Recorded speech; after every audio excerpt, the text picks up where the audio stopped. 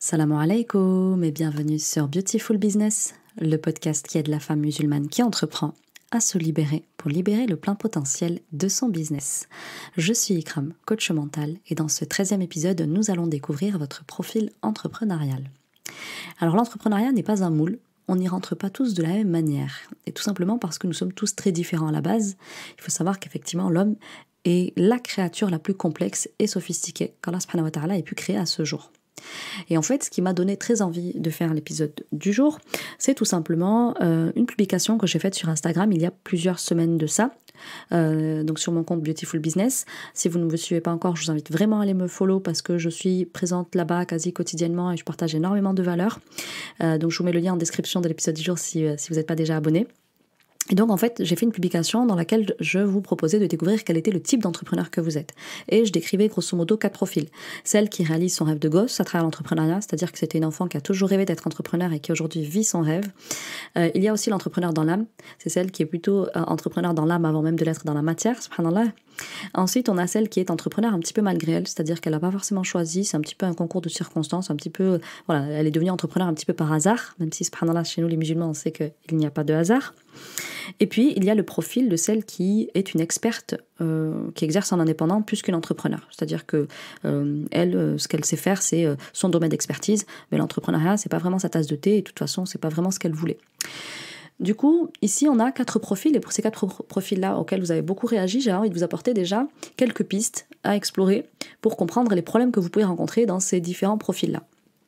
Quand vous êtes ce profil-là d'entrepreneur qui réalise son rêve de gosse, un des problèmes que vous pouvez rencontrer dans la réalité, c'est le choc qu'il peut y avoir entre la manière dont vous avez fantasmé l'entrepreneuriat en tant qu'enfant. D'accord, vous avez imaginé que ce serait très beau, très grand, très fluide, très facile. Donc vous avez effectivement une version de l'entrepreneuriat qui est très éloignée de la réalité. Et puis forcément, il peut y avoir une espèce de chute qui s'opère quand vous êtes véritablement entrepreneur, puisque c'est très rude de voir que en fait c'est très loin de l'image que vous en étiez faite, de la représentation que vous en aviez. Et du coup là, l'un des premiers travaux que vous avez à faire quand vous vous reconnaissez dans ce type-là, en tout cas c'est le travail qu'on fait nous en coaching avec ces profils-là, c'est d'aller enlever toute la couche de rêve qu'il peut y avoir autour du fantasme que vous avez créé en tant qu'enfant sur l'entrepreneuriat et de venir raccorder sur une vision de l'entrepreneuriat beaucoup plus proche de la réalité. Donc il y a une espèce de gap là à venir faire, une espèce de shift au niveau mindset, et plus vite vous enleverez la couche de rêve, plus vite vous pourrez vivre dans la réalité de l'entrepreneur et avoir plus de facilité dans votre quotidien, et donc que ce soit moins déceptif pour vous, parce que tant que vous êtes dans mince, c'est pas ça que je m'étais imaginé, c'est pas ça que j'avais rêvé, mais forcément c'est déceptif, ça vous mine beaucoup. Et tant que vous restez en plus accroché à cette vision rêvée, malheureusement vous n'êtes pas dans la réalité non plus. Donc voilà grosso modo les pistes déjà que on va travailler nous en mindset avec ces personnes qui viennent avec ce profil-là. Ensuite on a le profil de l'entrepreneur dans l'âme. Donc c'est une personne qui est entrepreneur un petit peu comment dire, sans forcément l'avoir décidé, mais en tout cas c'est dans l'essence de son âme que d'être une entrepreneur. Et du coup elle est très artistique dans l'entrepreneuriat, c'est-à-dire que c'est tellement quelque chose qui vient de son essence qu'elle va se le faire beaucoup au feeling en fait. Elle va se le faire beaucoup au feeling, et en fait ça peut lui jouer beaucoup de tours. Souvent elle aura de très bonnes intuitions, souvent elle aura un très bon instinct d'entrepreneuse. Néanmoins, à trop y aller au feeling, à trop y aller à l'intuition, à trop y aller au ressenti, malheureusement elle pourra se faire quelques frayeurs parfois, notamment attention aux finances, parce que du coup les finances, malheureusement dans une entreprise on ne peut pas y aller à la one again, il faut effectivement un petit peu de structure, un petit peu d'ordre, un petit peu de discipline, et donc ça peut lui jouer des tours. Donc ça c'est le côté effectivement entrepreneur dans l'âme, c'est des personnes qu'il faut recadrer, discipliner et leur donner un petit peu plus de mental dans leur prise de décision, parce qu'elles sont beaucoup à l'instinct et à l'intuition. Ensuite, on a le profil de celle qui s'est pas vraiment choisie en tant qu'entrepreneur, c'est-à-dire qu'elle est devenue un peu par la force des choses, par un concours de circonstances, un petit peu malgré elle. Donc elle a une expertise, mais voilà, elle n'a pas choisi d'être entrepreneur. Cette identité, c'est pas forcément quelque chose qu'elle aurait voulu porter, mais aujourd'hui elle l'est, et du coup elle peut rencontrer une espèce de heurt entre son expertise et l'entrepreneur qu'elle est par la force des choses, et du coup elle a du mal à s'assumer dans cette double identité-là, et donc il peut y avoir un travail à faire au niveau de sa posture de dirigeante. Pour le dernier profil, celle qui est experte, mais qui a plutôt la volonté d'exercer en indépendante plutôt que d'être une entrepreneur, elle, pareil, elle va rencontrer plus ou moins les mêmes difficultés, c'est-à-dire qu'elle est entre deux eaux. Elle aime ce qu'elle fait, elle aime être experte de ce qu'elle fait, elle y arrive bien dans ça. Néanmoins, concrètement, elle a des problèmes au niveau des chiffres, au niveau de toute la partie commerciale, communication, parce que ça n'est pas sa tasse de thé, parce qu'elle est plus experte que entrepreneur, qui est capable du coup d'aller chercher un certain niveau de chiffres, de casser certains plafonds de verre, etc. Parce que elle, son domaine, c'est son expertise, et pas au-delà en fait. Donc du coup, pareil, elle a un problème avec cette double posture et surtout la posture de dirigeante, d'entrepreneur. Donc du coup, ce que vous remarquez là, c'est qu'il y a quand même deux catégories là qui se dessinent. Ok, donc dans ces 4 profils, on peut recouper en 2. C'est-à-dire qu'on a la première catégorie, celle qui vit son rêve de gosse, et celle qui est une entrepreneur dans l'âme. Elles sont un petit peu dans un fantasme entrepreneurial, qui vivent selon leur intuition, leur instinct. Et puis de l'autre côté, on a celles qui sont plus des expertes que des entrepreneurs et qui n'ont pas vraiment choisi l'entrepreneuriat, qui le subissent un petit peu. Donc en fait, souvent, pour les 2 derniers cas de figure, donc celle où vous êtes entrepreneur malgré vous et celle où vous êtes plus une indépendante qu'une entrepreneuse, eh bien, ce qui se passe pour vous, c'est que souvent, vous allez être en quête de méthode pour faire décoller votre business parce que vous aimez ce que vous faites, en tout cas l'expertise que vous avez, vous aimez la pratiquer, mais vous avez besoin de croître pour pouvoir en vivre et pérenniser votre activité. Donc, vous allez tester des méthodes d'entrepreneurs aguerris qui ont fonctionné sur eux. Le problème, c'est que très vite, vous allez vous rendre compte que vous n'êtes pas forcément aligné avec ces méthodes-là. Et du coup, ça va être difficile pour vous parce que vous n'allez pas voir comment faire autrement que comme ces entrepreneurs pour qui ça fonctionne. Et du coup, vous ne comprenez pas ce qui bloque chez vous. Pour le premier profil, c'est-à-dire celle qui vit son rêve de gosse et celle qui est entrepreneur dans l'âme, la difficulté, ça va être pour vous de redescendre de votre nuage, de vous ramener dans une approche d'entrepreneuriat beaucoup plus terre à terre, beaucoup moins intuitive et instinctive, mais beaucoup plus ancrée sur la réalité. Et notamment, vous faire prendre en considération le marché, ses réalités et ses contraintes, parce qu'en général, vous allez avoir cette tendance à vouloir le faire comme vous le sentez, à vouloir le faire comme vous voulez être représenté et à vous faire 100% confiance dans vos décisions, sauf que certains ont coulé comme ça. On ne peut pas faire de l'entrepreneuriat uniquement sur du ressenti, il faut y mettre un petit peu de mental, il faut y mettre un petit peu de rationalité, il faut tenir compte de la réalité du marché. Donc du coup, pour tous ces profils-là que je viens de décrire, il y a un point commun, c'est le besoin d'apprendre à vous connaître, à vous reconnaître en tant qu'entrepreneur, même plus précisément, et à savoir précisément qui vous êtes et comment est-ce que vous fonctionnez, pour venir à comprendre où est-ce que vous avez le besoin d'ajuster, de renforcer ou de développer votre profil, ou bien de vous former aussi.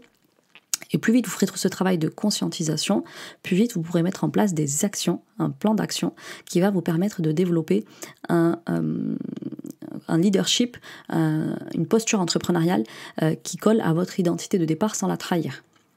Et donc en fait, souvent les 2 premiers profils dont je vous ai parlé, c'est des profils très enthousiastes dans l'entrepreneuriat, qui sont à l'aise avec le fait de gagner de l'argent, qui ont souvent une haute opinion de leurs services, qui n'ont pas de mal à les facturer, mais pour qui parfois ça peut bloquer au niveau des rentrées parce qu'elles sont trop sûres d'elles et elles sont trop surtout branchées sur elles, leur instinct, leur intuition, leur ressenti, plutôt qu'être branchées sur l'autre, à savoir ici l'avatar, à savoir ici le prospect, à savoir ici leurs abonnés. Et du coup en fait, c'est pas comme ça qu'on fait de l'argent. On fait de l'argent en étant concentré plus sur les besoins de l'autre, sur la compréhension de l'autre, sur la cognition de l'autre, etc., sur son émotionnalité, etc., plutôt que d'être concentré sur la sienne. Et du coup, à l'inverse, les 2 autres profils, c'est des profils qui ne comprennent pas pourquoi le client ne vient pas à elles, alors qu'elles le maîtrisent parfaitement, qu'elles ont une vraie expertise, qu'elles savent vraiment les accompagner, etc. Parce que souvent, ce qui se passe, c'est qu'elles sont pas très à l'aise avec l'argent, elles ont de la difficulté à communiquer sur leurs offres, elles ont du mal aussi à packager tout simplement une véritable offre qui soit suffisamment attirante pour les personnes qui vont être confrontées à leur service. Donc en fait, dans cet épisode, vous l'aurez compris, l'être humain, il est très complexe. Et il est même beaucoup plus complexe que ces 4 catégories que je vous ai données. Et en fait, là, ce que j'ai envie de vous dire, c'est que l'être humain, il est si sophistiqué qu'il va falloir pousser l'analyse un petit peu plus loin, notamment en termes de développement de structure de personnalité, de compréhension en tout cas de ça, pour arriver à s'apprivoiser en tant qu'entrepreneur et du coup adopter une stratégie de croissance qui convient à votre profil. Donc du coup, ici, ce que vous allez découvrir dans cet épisode, c'est tout simplement comment vivre cette libération en tant qu'entrepreneur qui va absolument tout changer dans votre manière d'aborder l'entrepreneuriat et du coup, d'ajuster aussi vos stratégies de croissance. Donc déjà, ici, la question à laquelle on va tenter de répondre tout au long de l'épisode, c'est comment découvrir notre structure de personnalité pour libérer l'entrepreneur que nous sommes. Ça, c'est la question à laquelle on va tenter de répondre. Avant d'aller plus loin, je voulais vous parler de l'atelier que j'anime cette semaine.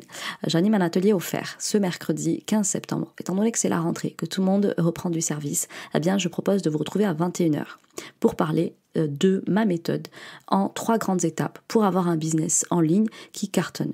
Pour cela, je vous mets en description de l'épisode du jour le lien d'inscription. C'est offert, c'est avec moi, c'est en direct. On va passer une bonne heure autour des 3 grands leviers à activer pour arriver à mettre sur pied un business en ligne qui fonctionne. Je vous promets de belles pépites, des vraies astuces, de la vraie méthode. Je vous invite vraiment à y être parce que vous auriez tort de ne pas y être. On continue et on rentre surtout dans le vif de notre sujet. Donc vous avez compris qu'en fait l'entrepreneur que vous êtes est très lié à votre personne et à l'essence de votre personne, surtout la construction de votre personnalité. Alors tout d'abord, je ne suis pas profiler, mais je suis passionnée de profiling depuis toujours et j'ai toujours analysé les gens d'aussi loin que je me souvienne. J'ai fait ça assez jeune, j'ai toujours été passionnée par les émissions qui parlaient de ça, les séries télé qui parlaient de ça. Et donc en fait, il faut savoir que depuis 3 ans, je vis un petit peu mon rêve justement d'analyser l'humain de façon professionnelle puisque ça fait 3 ans que j'expérimente l'humain de façon très rapprochée. Et en fait, je me suis formée à plusieurs méthodes et outils de connaissance de personnalité, de profil de personnalité. Et aujourd'hui, même si je m'en suis défait et détachée parce qu'il y a des méthodes qui sont clairement dans le faux et en contradiction avec notre aqida, pour autant, ça a permis de développer une approche théorique et pratique assez intéressante et surtout une approche expérimentale de par l'expérience que j'ai de l'humain depuis ces 3 dernières années puisque je suis mindset coach depuis maintenant 3 ans. Du coup, ici, j'ai envie de vous parler justement à partir de mes différentes analyses et mon expérience. Quels sont les profils, les archétypes de personnalité en tant qu'entrepreneur que j'ai pu remarquer et les points sur lesquels chacun a besoin de travailler pour se révéler en tant qu'entrepreneur et multiplier ses chances d'avoir des résultats. Donc tout d'abord, ce qu'il faut savoir, c'est que ça part effectivement de votre petite enfance. Vous le savez, si vous me connaissez depuis assez longtemps, votre parcours d'enfant va souvent conditionner votre archétype en tant qu'entrepreneur. Moi, j'en ai décelé à peu près 6. Mais ce que je vous dis aujourd'hui, je pourrais en dire autre chose dans 5, 10, 15 ans, 20 ans, parce que l'expérience fait que l'être humain, vous le découvrez tous les jours un petit peu plus. Il n'y a pas un être humain semblable à un autre. On est tous très différents. L'idée aussi, c'est pas de vous catégoriser, mais de vous aider à vous reconnaître et que peut-être initier un travail sur vous, juste à l'écoute de cet épisode, et peut-être pour certains aller plus loin. Mais voilà, l'idée c'est essayer de comprendre un peu comment vous fonctionnez et qu'est-ce que vous pouvez faire à partir de ce que vous pouvez identifier à l'écoute de cet épisode. Alors, le premier profil dont j'avais envie de vous parler, c'est le profil évitant.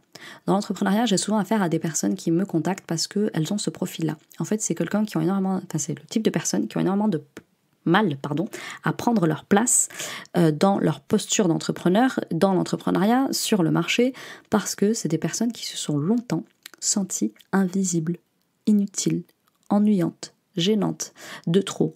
Elle s'est sentie pas le droit d'être là. Okay. Donc en fait, il y a ce type de profil-là, c'est typiquement le profil évitant. Dans le business, comment elles ont tendance à se comporter ? Eh bien, c'est des personnes qui ont beaucoup de complexes dans leur identité de dirigeante parce que déjà enfant, elles avaient du mal à se sentir importantes dans les yeux de l'autre. Elles avaient l'impression de prendre trop de place, d'être gênantes, d'être de trop, d'être pas assez. Et donc forcément, la posture de dirigeante, c'est quand même une posture de lumière qui vous met en avant, qui vous propulse, qui au niveau social est reconnue. Donc elle a beaucoup de complexes à être dans cette identité parce qu'elle se sent un petit peu imposteur dans cette identité, étant donné que dès l'enfance déjà, elle ne s'est pas sentie importante. Donc elle a beaucoup de complexes autour de son identité de dirigeante.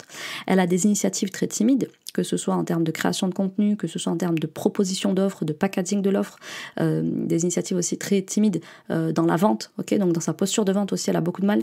Donc c'est quelqu'un qui a de la difficulté à faire du contenu dans lequel elle prend position, qui affiche des prix en général très bas, qui a du mal à prendre position vis-à-vis de la concurrence sur des sujets très tranchés.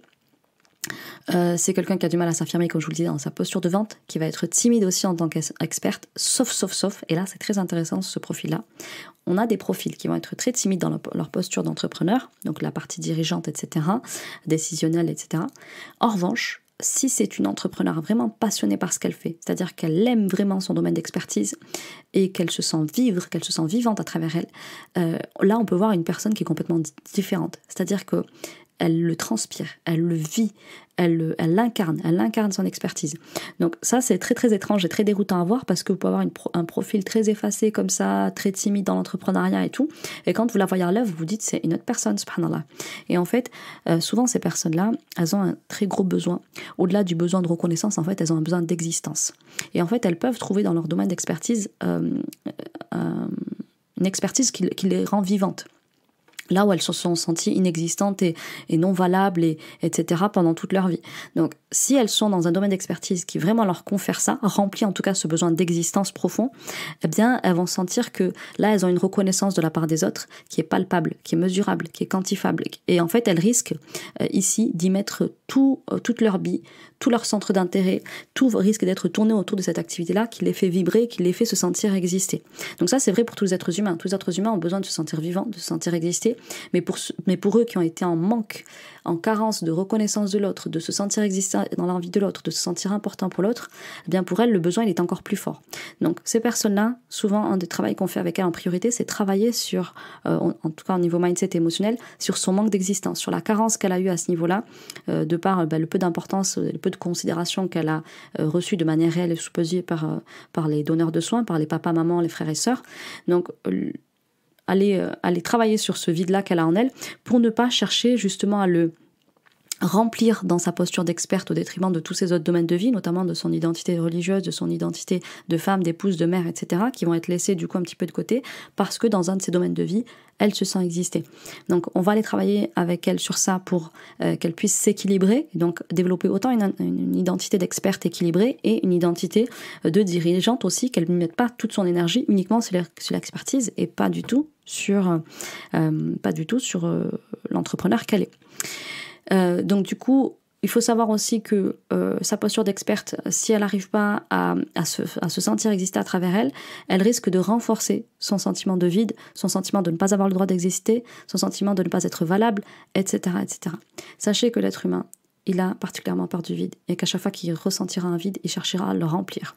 Il va le remplir comment ? Par une addiction, donc développer une addiction à son expertise, développer un tampon émotionnel, donc alimentaire, réseaux sociaux, films, etc. Donc ça, j'en reparlerai, je pense, au cours d'un épisode sur les blessures émotionnelles. Mais grosso modo, voilà, il faut que vous compreniez que, attention, que votre business ne devienne pas quelque chose qui vient compenser un vide en vous, ni que ce soit quelque chose qui renforce une insécurité en vous, c'est-à-dire le sentiment de ne pas exister, et là je me sens encore invisible dans mon business et ça m'est insupportable, et du coup elle risque de fermer son business et d'aller de business en business parce qu'elle pense que le problème c'est le business qu'elle expérimente, et en fait non, tu vois, cette sensation de vide elle est là depuis petite, ce sentiment d'être inexistante elle est là depuis petite, et si tu travailles pas dessus, tu ressentiras du vide partout, dans chacune de tes relations, dans chacune de tes initiative entrepreneuriale. Donc voilà, ça c'est pour le premier profil. Le deuxième profil, j'ai choisi de vous parler du profil un petit peu inverse, c'est le profil réactionnaire, le profil confrontant. Donc il y a des personnes qui ont souvent manqué de reconnaissance dans leur petite enfance ou ont connu une perte d'identité au cours de leur enfance qui fait que, en fait, très tôt dans la petite enfance, elles ont eu la sensation de ne pas être importantes, de ne pas être reconnue, de ne pas être valable. Et là, ici, la différence par rapport à l'autre, c'est qu'elle ne se sent pas de trop, elle ne se sent pas assez, mais elle sent qu'on ne lui donne pas l'importance qu'elle mérite. Ou bien, elle a eu une importance à un moment donné et elle l'a perdue. Par exemple, après l'arrivée d'un frère ou d'une sœur. Par exemple, après le divorce de tes parents. Par exemple, après le décès d'un des parents, un accident de la vie, etc. Donc, il s'est passé quelque chose dans sa petite enfance qui lui a fait perdre sa place de petite chouchoute, de l'aîné, de l'enfant unique, etc. Et donc, c'est une personne qui a senti du désintérêt pour sa personne à un moment donné. En tout cas, on lui a enlevé l'importance qu'on lui a consacrée ou on lui a pas assez donné d'importance. Donc, c'est une personne qui, en général, dans l'entrepreneuriat, arrive à avoir un haut niveau de certitude. C'est quelqu'un qui prend position très facilement, qui facture aussi avec beaucoup d'aisance, qui négocie difficilement, c'est-à-dire que ses prix sont ceux-là et soit tu prends, soit tu laisses. C'est quelqu'un qui est souvent réactionnaire, qui est donc souvent dans la réaction. Donc c'est en général des personnes qui ont de la facilité à créer du contenu engageant, à convaincre aussi dans leur contenu. Mais c'est souvent des personnes qui ont un esprit très rigide. Donc le défaut de ça, c'est justement que leur esprit est très rigide.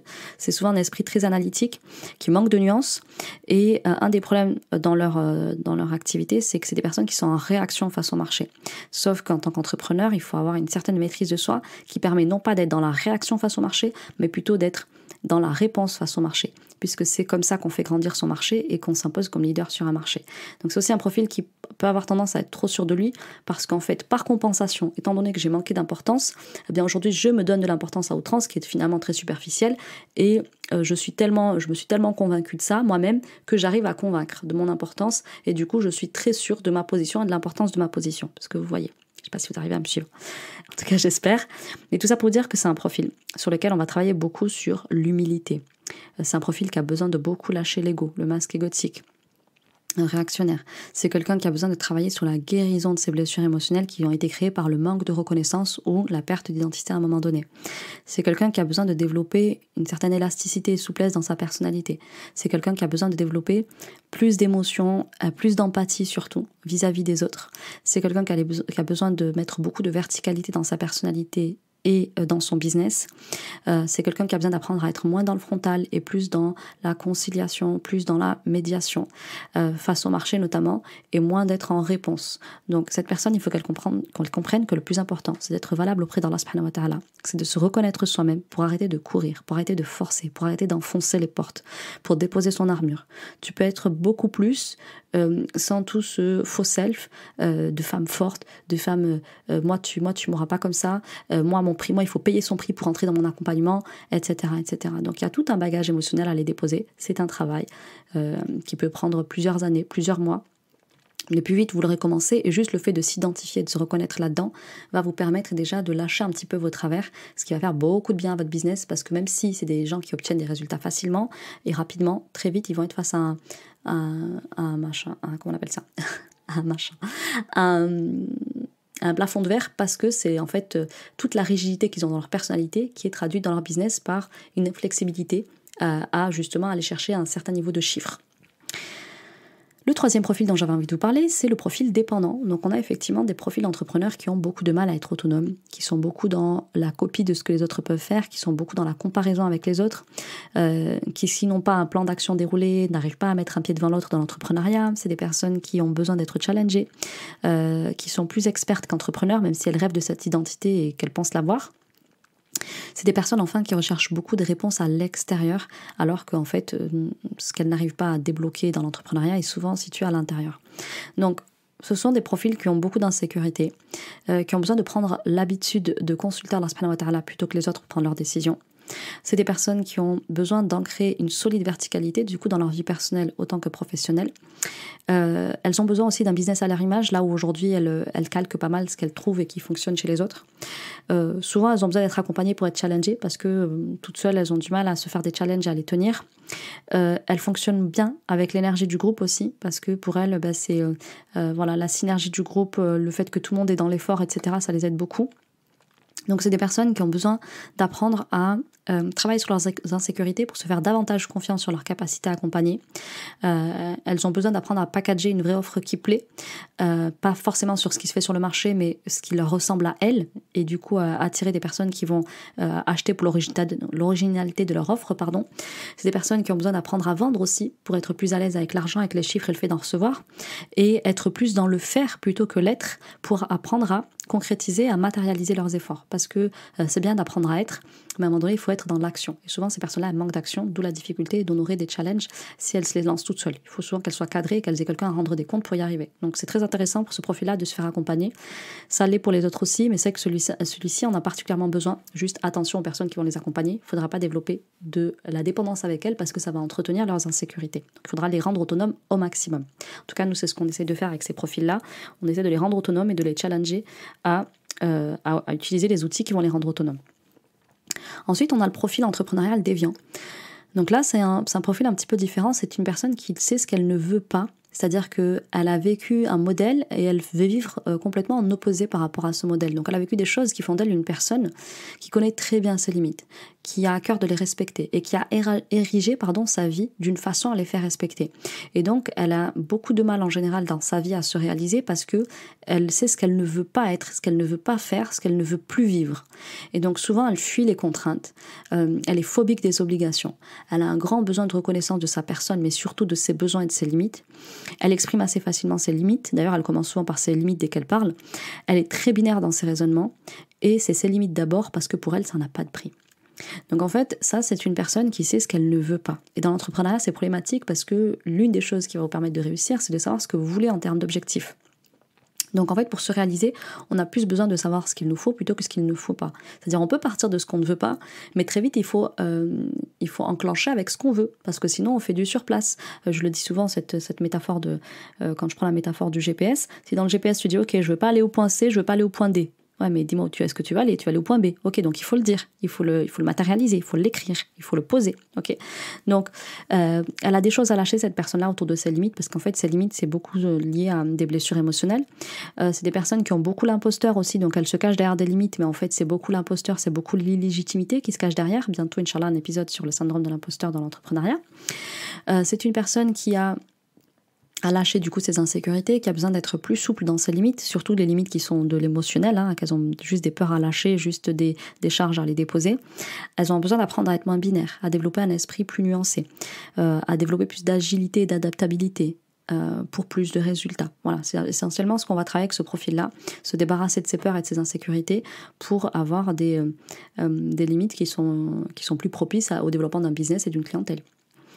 Ensuite, j'ai envie de parler d'un profil qui va vous faire penser peut-être au profil réactionnaire, c'est le profil revanchard. Alors ça, c'est un profil que je vois souvent et qui est très intéressant, qui se développe de deux manières, vous allez le voir. Alors, le profil revanchard, c'est un profil d'une personne en fait qui a à prendre sur la vie une certaine revanche, parce que c'était un enfant non désiré, parce que c'est une personne qui a vécu des échecs scolaires, parce que c'est une personne qui a été prise en sandwich dans une fratrie nombreuse. C'est une personne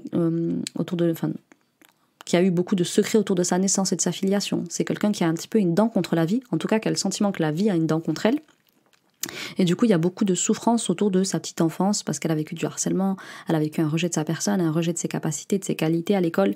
Et du coup, c'est quelqu'un qui aujourd'hui veut prouver à la vie, veut montrer à la vie et veut montrer aux autres. D'accord ? Donc elle a une espèce d'esprit comme ça revanchard, c'est pour ça que j'appelle ça le profil revanchard. Et donc, soit ce sentiment revanchard va être pour elle un moteur de résolution et d'initiative. Donc c'est quelqu'un qui va transformer ça en quelque chose de très positif et donc avoir une grande capacité à réaliser. Soit c'est quelqu'un qui va transformer ça en espèce de pétrin dans lequel elle va pas adhérer et se retrouver engluée. Donc dans l'un, il va y avoir des résultats, mais souvent sans l'éthique, et dans l'autre, souvent, ce pétrin va la mettre dans un état de colère et de tristesse qui va renforcer ses insécurités et qui va encore plus nourrir ses frustrations. Donc ce profil-là, dans les deux cas pour moi, dans les deux cas de figure auxquelles ça peut donner suite à l'âge adulte en tant qu'entrepreneur, ces personnes-là vont avoir besoin d'un travail sur elles. Parce qu'en islam, la fin ne justifie pas les moyens pour le premier profil. Et pour le second, il va y avoir besoin de travailler, pareil, sur une stratégie comportementale qui la sort de cette revanche-là. Parce que, pareil, elle fait des dégâts. Elle fait des dégâts dans sa vie à elle, pour le coup, beaucoup moins que le premier profil qui peut faire des dommages collatéraux, que ce soit au niveau de sa santé, des clients, de l'équipe, pour réussir.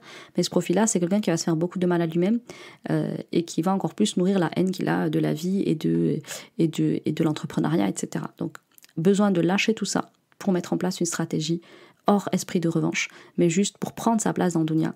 Et comme il est dit effectivement en islam, donc prépare ton au-delà, mais prends aussi ta part dans cette vie. Il y a une part aussi à prendre dans cette vie. Prends-la sans toute la colère et la tristesse que tu y mets à la suite des différentes blessures que tu as pu avoir. Travaille dessus, guéris ces blessures et va chercher la réussite que tu mérites, comme tout un chacun en ce bas monde. Ensuite, on travaillera sur le dernier profil, c'est le profil artistique que j'ai hésité aussi à appeler le profil adaptatif, parce que pour moi c'est un peu la même chose, mais vous allez voir pourquoi j'appelle ça le profil artiste. Alors je vous l'ai décrit un petit peu dans le profil de l'entrepreneur dans l'âme, mais là je vais vous détailler ça un petit peu plus.